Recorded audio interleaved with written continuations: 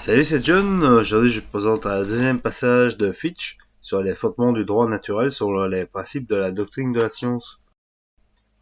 D'abord, l'État ne sait pas ce qui se passe dans ma maison.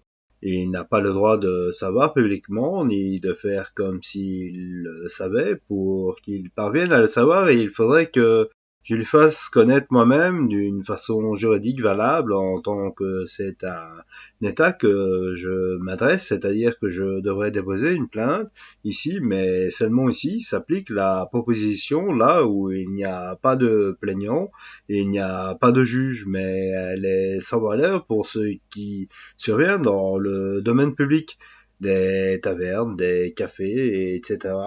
Bref, tout endroit où chacun est bienvenu à cause de son argent, des lieux publics où on y pratique le commerce. Nos États élargissent souvent de façon redoutable cette règle juridique qui n'est valable que partiellement. Si les parties veulent se mettre d'accord à l'amiable, l'État n'a pas à s'en soucier.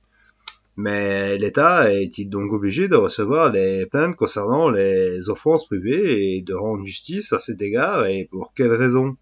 Pour la raison suivante, l'État doit, en vertu du 3-248 contrat social, me protéger même dans ma maison ainsi que tout ce qu'elle contient. Simplement, il n'en a pas le droit immédiatement parce qu'il irait à l'encontre de mon droit, mais seulement immédiatement, seulement irait à l'encontre de mon droit, mais seulement immédiatement, seulement globalement et en bloc. La protection immédiate serait contraire à mon droit parce que sa condition, la connaissance que l'État en aurait, serait contraire à mon droit.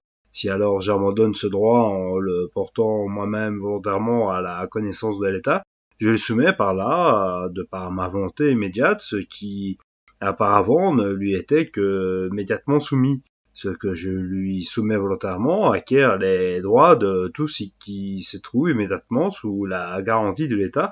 Il est évident que cela doit être rendu public afin que personne n'espère l'impunité et ne se trouve ensuite déçu par rapport à cette attente. Fin de la page 258.